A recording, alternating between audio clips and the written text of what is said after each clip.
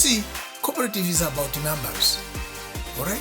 You can't have 15 people. That is it now. 10 people is a minimum number to form a cooperative, but the maximum is endless. So you can't have 17 people. They call themselves a cooperative. 18 people. No. The strength of a cooperative movement is share capital. Greetings, good afternoon, good morning, good evening, whatsoever time you'll be listening to this podcast or maybe watching it. I am your host, Njolo, aka Mr. Bomb. Today we'll be talking about cooperatives, and we'll be talking to no other than Mr. Boss Fanizo Eskelim Smuko, one of the specialists in my books who knows more about cooperatives than any person I've spoken with here in Zambia.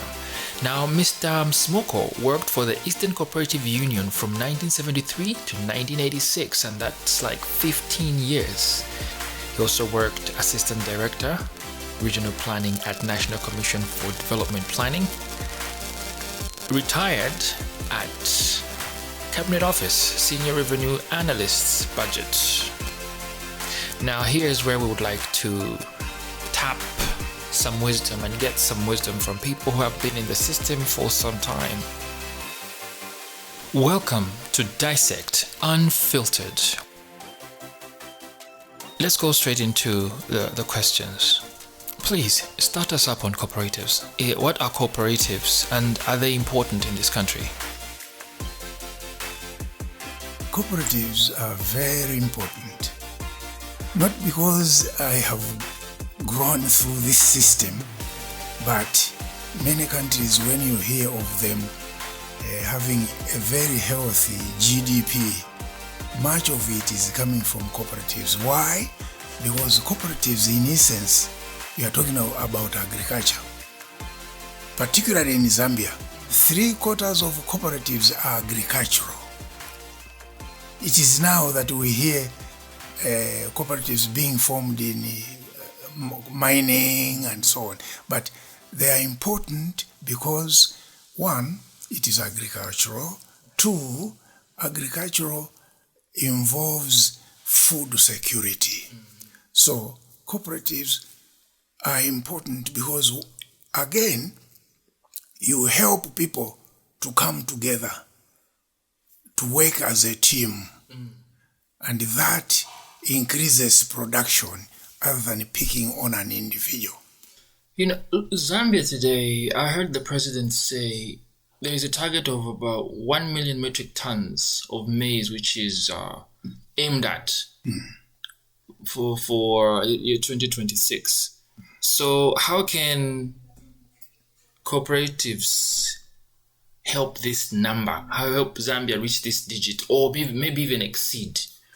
First of all, I must say this, that the cooperative movement must be in the hands of people who understand what a cooperative is. Because cooperatives are not about handouts.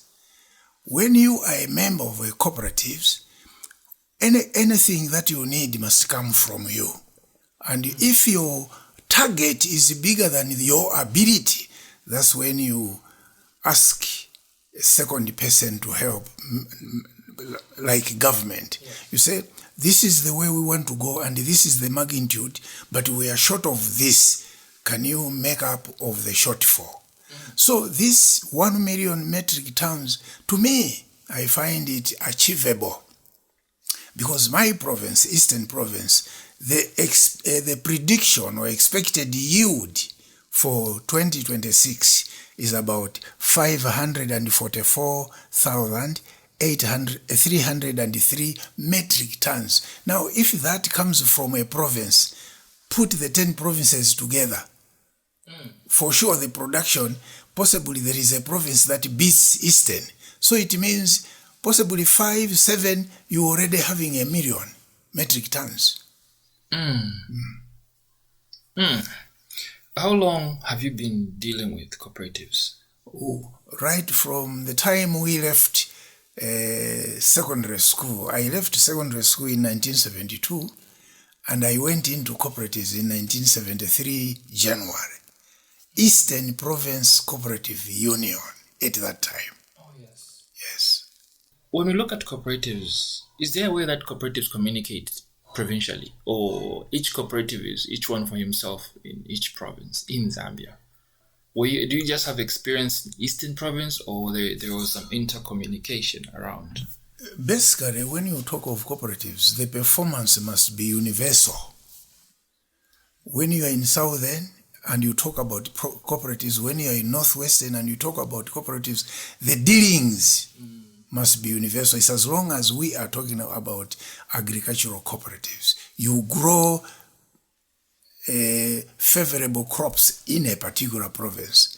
Like in the Eastern Province, the crops that rank most, you have got maize, groundnuts, soybeans, and sunflower. I can't talk of cotton because earlier on, a cooperative used to buy cotton from farmers, but at some point, that became an issue for a different institution. Okay. Yeah. Cooperatives today, what are they not doing? Unfortunately, I regret to say this. From 1973, when we joined the cooperatives, everywhere the cooperative was in the mouth of people, because in terms of reducing unemployment, like in Eastern Province, government area was having less workers than the cooperative movement in Eastern Province, because at the peak of the season, we used to have 6,000 people on the payroll. Yes. And you can't have 6,000 civil servants in a district, in a province. They are less. But cooperatives were augmenting the cry of government to reduce unemployment. It is an area where a lot of people can be found to be busy. Yes. So what is the solution today? What should we do to bring ourselves closer to that utopia, should I say, that earthly heaven of such employment of 6,000 in a district? In a province. In a province. Yeah. To me, my observation is this. We started very well, and the cooperatives were gaining ground and we were putting Zambia on the map. Because, for instance, Eastern Cooperative Union, we used to export groundnuts to UK, helping the country to earn forex. Yes? So, at that stage, primary cooperative societies, which are the grassroots of cooperatives, were very few in Zambia. Eastern Province Cooperative Union, its affiliates, primary cooperative societies, were not more than 100. But for now, you are talking of 18,000 primary cooperatives. There is something that has gone wrong. As I observe the situation, and if the authorities can listen to what we say, we need to employ the word amalgamation. This number of 18,000 must be reduced to a less number of primary cooperative societies in Zambia, so that they work as a real cooperative. Because you see, cooperative is about numbers. All right? Yes. You can't have 15 people. They have that is it now. 10 people is a minimum number to form a cooperative, but the maximum is endless. So you can't have 17 people. They call themselves a cooperative. 18 people. No. The strength of a cooperative movement is share capital. If a share is costing, for instance, if a share is costing 100 kwacha and you have 10 people, you are talking of 10,000, because one person to buy 10 shares at 100, it means 1 penny. So for 10 people, you are talking of 10,000. What did you do with 10,000? You can't even rent a room for a general manager. You can't. So the strength of a cooperative is in numbers. And that's why I don't agree with the loud pronouncement of form cooperatives. No. But the language must be join cooperatives. Because they're already there. And the way they are now, 18,000, we even need to reduce the number so that each cooperative society has a lot of people. And when you talk of the value of a share, if, for instance, there are 500 in a cooperative and the value of a share is, say 100 kwacha, you have a lot of money for one, and you can think of what to do with that capital because it will be a lot of money. You see, that's why cooperatives are important, because when you have a lot of people dedicated to growing these crops, which is the staple food in terms of Zambia, then it means even at a household level, you will have food security. Yes. The surplus is not aimed at where it can go on to open market, but since you have a national institute for national food security, which is FRA can only send a message to provinces. Eastern Province Cooperative Union, can you send so many bags of maize? Southern Province, Northwestern, Ruapura. In no time, you will have the national food security that you wanted. Do you think cooperatives and government can have some kind of positive clash in terms of interests when they're doing things together, or there's a way where they can meet in transition, or they can just be independent as they are? Don't you think there could be, I'm using the word positive clash because they may not be doing things together, but maybe pulling on the same direction, different directions maybe, but of course still supporting development. Yeah, Mr. Mtonga, the way cooperatives run in our country, in fact, it should be the way cooperatives are run.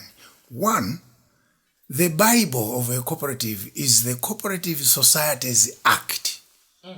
Every cooperative union, cooperative primary cooperative society operates on the basis of the Cooperative Societies Act, and that is a government document.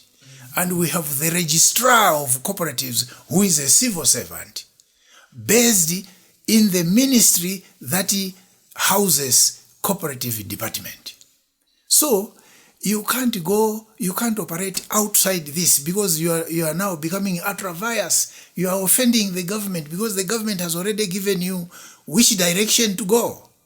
If you choose your own direction, you are violating. So nothing has changed then since then, because today I think you can register a cooperative at Pakra. No. A society. For sure, you can. For now, you are right. You are right, Mr. Mtonga. For now, because they look at cooperatives as government business entities. That's why PACRA comes in.